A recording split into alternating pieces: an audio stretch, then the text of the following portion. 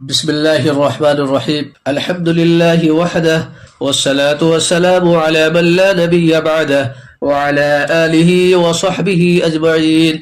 أما بعد فقد قال الله تبارك وتعالى في القرآن المجيد: أعوذ بالله من الشيطان الرجيم. بسم الله الرحمن الرحيم. وعهدنا إلى إبراهيم وإسماعيل أن طهر بيتي للطائفين والعاكفين والركع السجود. صدق اللہ العظیم. محترم سامعین و حاضرین، اللہ تبارک و تعالی نے ہم سبوں کو ایک عظیم الشان رمضان المبارک کا مہینہ عطا فرمایا ہے. اس مہینے میں اللہ تبارک و تعالی نے بہت ساری برکتیں رکھی ہے اور اس مہینے میں بہت سے کام کرنے کا حکم دیا ہے. تو انہی میں سے ایک حکم یہ ہے کہ رمضان المبارک کے آخر عشرے کا اعتکاف کیا جائے. اعتکاف کے بڑے فضائل ہیں. اللہ کے رسول جناب محمد رسول اللہ صلی اللہ علیہ وسلم مسلسل اعتکاف کیے ہیں. اعتکاف سنت مؤکدہ علی الکفایہ ہے. اگر پوری بستی میں سے ایک بھی فرد بیٹھ جاتا ہے تو تمام کے ذمے سے اعتکاف کی سنت ساقط ہو جائے گی، لیکن کوئی بھی نہیں بیٹھتا ہے تو پوری بستی والا گنہگار سمجھا جائے گا. فضائل اس طور پر ہے، پیارے نبی جناب محمد رسول اللہ صلی اللہ علیہ وسلم خود بذات اس کا اہتمام فرمایا ہے، بذات خود اس کا اہتمام فرمایا ہے. امام زہری رحمۃ اللہ علیہ فرماتے ہیں کہ ہجرت کے بعد سے لے کر وفات تک کبھی بھی آپ صلی اللہ علیہ وسلم اعتکاف ناغا نہیں فرمائے. ہر سال اعتکاف کیا کرتے تھے. اگر کسی سال کسی وجہ سے اعتکاف نہیں کیا کرتے تھے اور چھوٹ جایا کرتا تھا تو اگلے سال جا کر 20 دنوں کا اعتکاف کیا کرتے تھے. اس سے اعتکاف کی فضیلتوں کا علم ہوتا ہے. اسی طریقے سے حضرت عبداللہ بن عمر رضی اللہ تعالیٰ عنہ کی روایت ہے کہ پیارے نبی جناب محمد رسول اللہ صلی اللہ علیہ وسلم آخر 10 دنوں کا اعتکاف کیا کرتے تھے. اسی طریقے سے حضرت عائشہ رضی اللہ تعالیٰ عنہ کی روایت ہے کہ پیارے نبی جناب محمد رسول اللہ صلی اللہ علیہ وسلم رمضان کے آخر 10 دنوں کا اعتکاف کیا کرتے تھے اور ہر سال اعتکاف کیا کرتے تھے یہاں تک کہ آپ صلی اللہ علیہ وسلم کی وفات ہو گئی. اسی طریقے سے حضرت ابو ہریرہ رضی اللہ تعالیٰ عنہ کی روایت ہے کہ پیارے نبی جناب محمد رسول اللہ صلی اللہ علیہ وسلم ہر سال رمضان کے آخر 10 دنوں کا اعتکاف کیا کرتے تھے، لیکن وہ سال کے سال یعنی وفات کے سال، جس سال آپ صلی اللہ علیہ وسلم کی وفات ہوئی ہے اس سال 20 دنوں کا اعتکاف آپ صلی اللہ علیہ وسلم کیے ہیں. اب یہاں پر سوال ہوتا ہے کہ 20 دنوں کا اعتکاف آپ صلی اللہ علیہ وسلم نے کیوں فرمایا؟ تو اس کا جواب یہ ہے، علماء نے لکھا ہے کہ 20 دنوں کا اعتکاف آپ نے اس لیے کیا کہ آپ صلی اللہ علیہ وسلم پہ یہ بات منکشف ہو گئی تھی کہ آپ کا یہ آخری رمضان ہے، جس کی وجہ سے آپ صلی اللہ علیہ وسلم نے 20 دنوں کا اعتکاف فرمایا. اور بعض علماء نے یہ بات لکھی ہے کہ گزشتہ سال سفر کی وجہ سے آپ نے اعتکاف نہیں کیا تھا، جس کی وجہ سے اس سال 20 دنوں کا اعتکاف کیا، لیکن بہرحال اعتکاف آپ صلی اللہ علیہ وسلم نے کیا. اسی طریقے سے ایک روایت ہے حضرت ابو سعید خدری رضی اللہ تعالیٰ عنہ کی، جو ایک طویل روایت ہے، اس میں سے کچھ باتیں آپ ذہن میں رکھیں.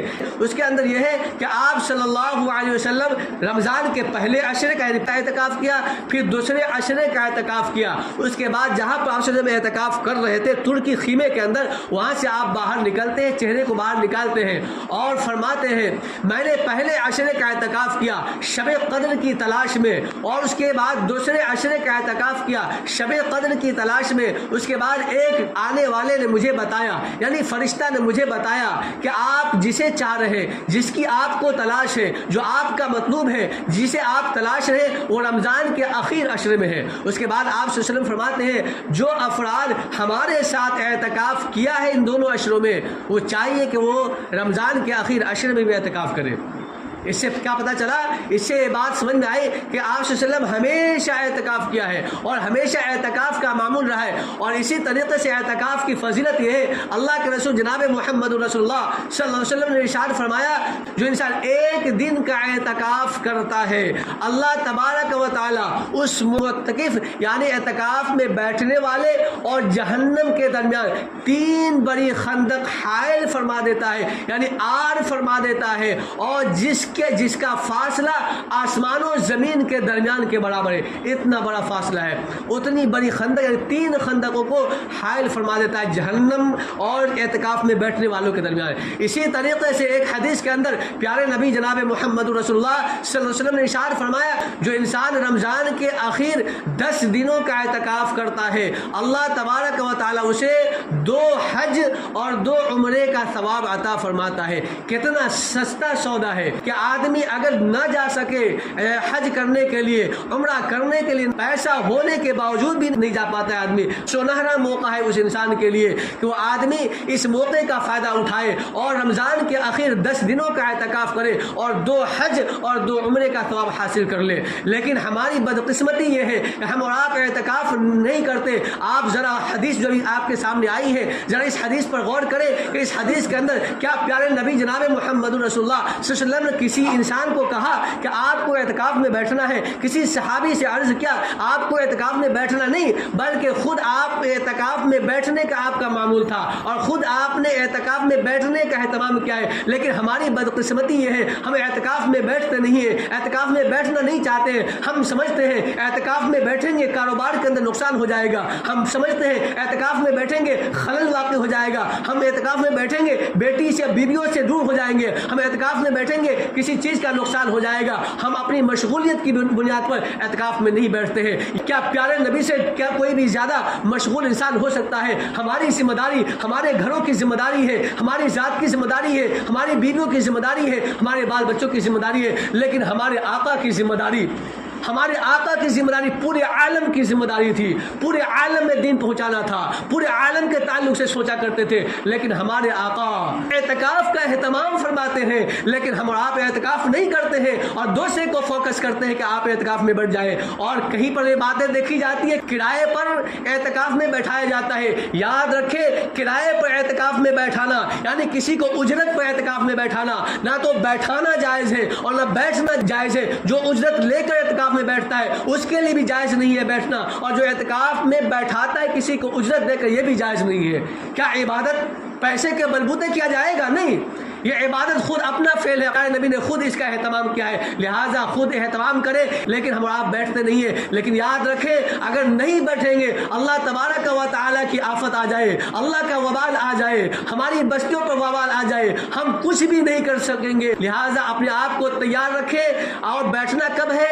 20 रमज़ान मुबारक की सूरज के गुरूब होने से पहले पहले मस्जिद में आ जाना है। साथ में बात याद रखें, रमज़ान का एतकाफ के लिए भी ज़रूरी है मुसलमान आकिल बालिग होने के साथ साथ उस इंसान का रोजादार भी होना जरूरी है। रमजान के एतकाफ के लिए रोजा भी शर्त है। और एतकाफ करने से अल्लाह ताला का कुर्ब हासिल होता है, बहुत सारे गुनाहों से आदमी महफूज हो जाता है और लैलतुल क़द्र नसीब होता है।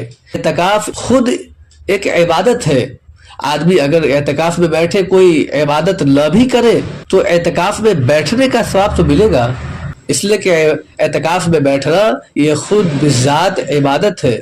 जो आदमी एतकाफ में बैठता है वो गुनाहों से महफूज होता है, ग़ीबतों से महफूज हो जाता है, चुगलखोरी से महफूज होता है, किसी पर बहतान लगाने से, झूठ बोलने से और किसी को धोखा देने से और बदनज़री से, ये तमाम चीज़ों से आदमी बैक वक्त जो है महफूज रहता है। लिहाजा हमें और आपको एतकाफ में बैठनी चाहिए। हर वो मस्जिद जिस मस्जिद में बाज़ाब्ता जमात के साथ 5 वक्त की नमाज होती हो उस मस्जिद में एतकाफ में बैठना जरूरी है। लिहाजा मशगूलियत का बहाना न बनाया जाए। आप अल्लाह के रसूल के तरीक़े को समझें और प्यारे नबी के तरीक़े को समझने की कोशिश करें। और प्यारे नबी से ज़्यादा कोई मशगूल इंसान नहीं है। ये हमारे नफ्स का धोखा है और शैतानी वसाविस है। लिहाजा एतकाफ का एहतमाम कीजिए, अल्लाह ताला से दुआ कीजिए, अल्लाह ताला अमल की तौफीक अता फरमाए। आमीन या रब्बल आलमीन। व आखिर दावाना अनिल हम्दुलिल्लाहि रब्बिल आलमीन।